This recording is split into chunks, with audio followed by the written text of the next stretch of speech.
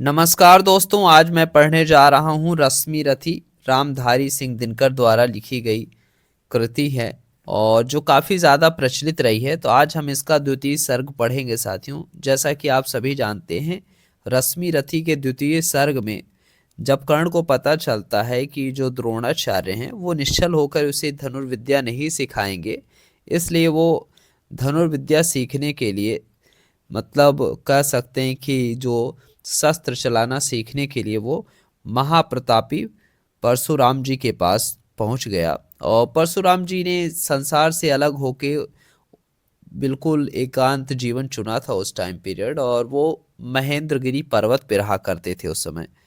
तो फिर कर्ण जब उनके पास पहुंचता है, कर्ण के मुख पर तेज और कवच कुंडल से काफ़ी ज़्यादा भगवान परशुराम प्रभावित होते हैं और उसे अपने शिष्य के रूप में मान्यता दे देते हैं। और कर्ण भगवान परशुराम को अपना गुरु मान लेते हैं और यहीं से ये द्वितीय सर्ग स्टार्ट होता है साथियों।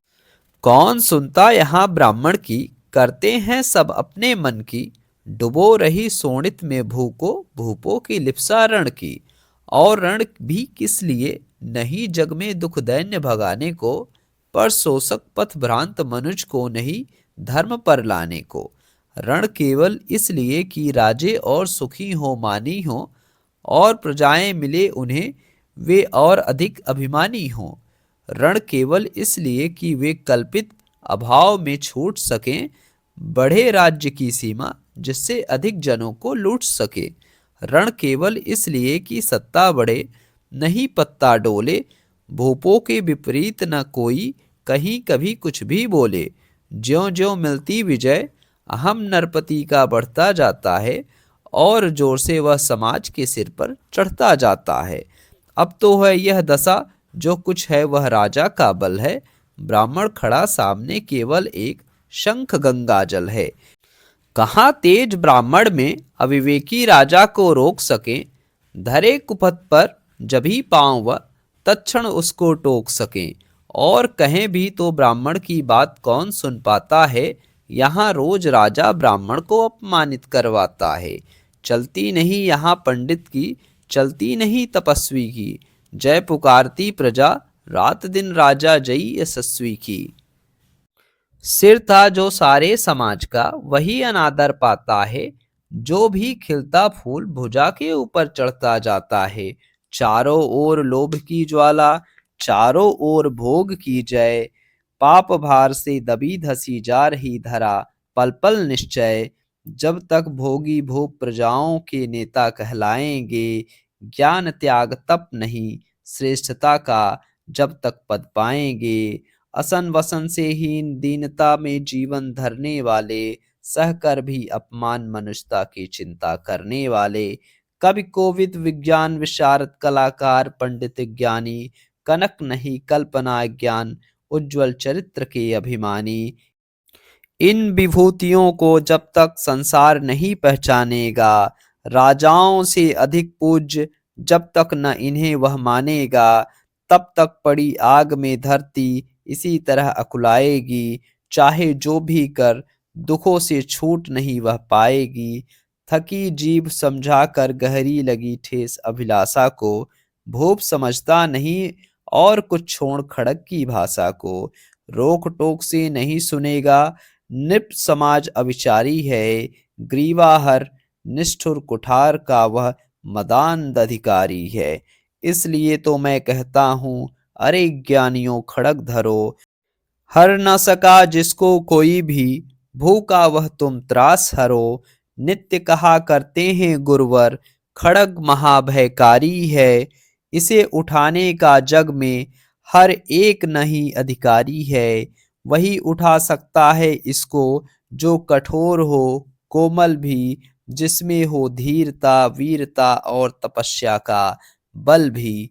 वीरता वही है जो कि शत्रु पर जब भी खड़ग उठाता है, मानवता के महागुणों की सत्ता भूल न जाता है।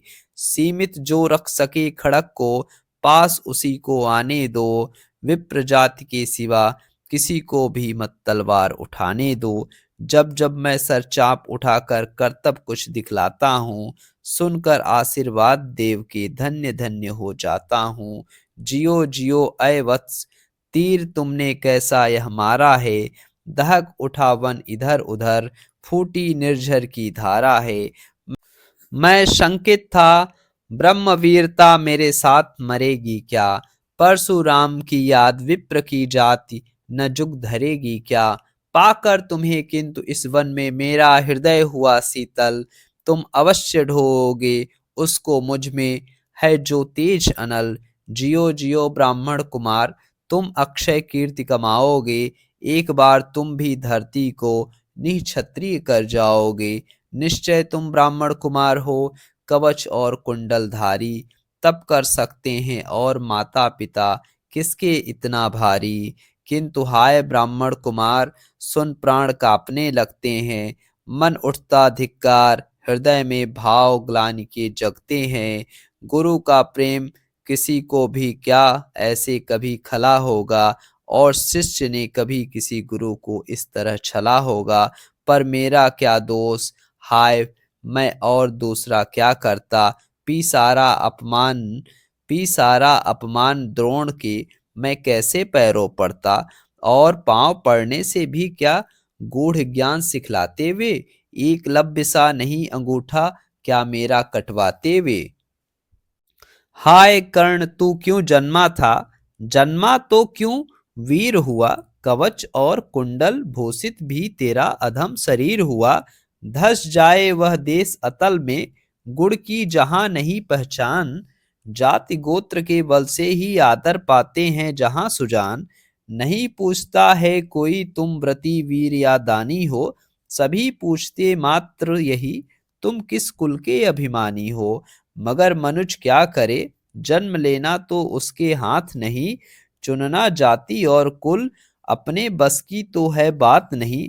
मैं कहता हूं अगर विधाता नर को मुट्ठी में भरकर कहीं छीट दे ब्रह्मलोक से नीचे भूमंडल पर, तो भी विविध जातियों में ही मनुज यहाँ आ सकता है। नीचे हैं क्यारियां बनी, तो बीज कहाँ जा सकता है। कौन जन्म लेता किस कुल में, आकस्मिक ही है यह बात। छोटे कुल पर किंतु यहाँ होते तब भी कितने आघात। हाय जाति छोटी है तो फिर सभी हमारे गुण छोटे।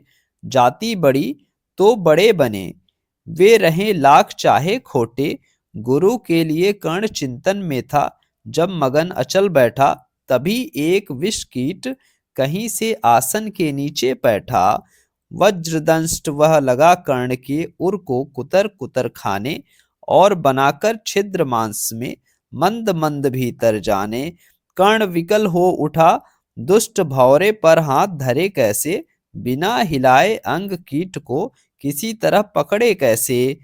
पर भीतर उस धसे कीट तक हाथ नहीं जा सकता था। बिना उठाए पांव शत्रु को कर्ण नहीं पा सकता था। किंतु पांव के हिलते ही गुरुवर की नींद उचट जाती। सहम गई यह सोच कर्ण की, भक्ति पूर्ण विह्वल छाती। सोचा उसने, अतः कीट यह पिए रक्त पीने दूंगा। गुरु की कच्ची नींद तोड़ने का पर पाप नहीं लूंगा। बैठा रहा अचल आसन से कर्ण बहुत मन को मारे। आह निकाले बिना शिला सी सहनशीलता को धारे। किंतु लहू की गर्म धार जो सहसा आन लगी तन में। परशुराम जाग पड़े, रक्त को देख हुए विस्मित मन में। कर्ण झपट कर उठा इंगितों में, गुरु से आज्ञा लेकर बाहर किया कीट को। उसने क्षत में ही उंगली देकर परशुराम बोले, शिव शिव तूने यह की मूर्खता बड़ी। सहता रहा अचल जाने कब से ऐसी वेदना कड़ी। तनिक लजाकर कहा कर्ण ने, नहीं अधिक पीड़ा मुझको महाराज। क्या कर सकता है यह छोटा सा कीड़ा मुझको। मैंने सोचा हिला डुला तो वृथा आप जग जाएंगे। क्षण भर को विश्राम मिला जो नाहक उसे गवाएंगे। निश्चल बैठा रहा, सोच यह कीट स्वयं उड़ जाएगा। छोटा सा यह जीव मुझे कितना पीड़ा पहुंचाएगा। पर यह तो भीतर धंसता ही गया, मुझे हैरान किया। लज्जित हूं इसलिए कि सब कुछ स्वयं आपने देख लिया। तो दोस्तों उम्मीद करते हैं ये कृति आपको पसंद आई होगी और इसको लिखा है हमारे राष्ट्र कवि रामधारी सिंह दिनकर जी ने। और ये कृति हम लोगों ने पढ़ा था जब मैं 10वीं कक्षा में था। तो रश्मि रथी नाम से पूरा एक टॉपिक ही हुआ करता था हिंदी सब्जेक्ट में। तो उम्मीद करते हैं आप सभी को पसंद आई होगी। तो मिलते हैं अपने नेक्स्ट वीडियो में साथियों, और नेक्स्ट वीडियो हम रश्मि रथी को आगे पढ़ेंगे।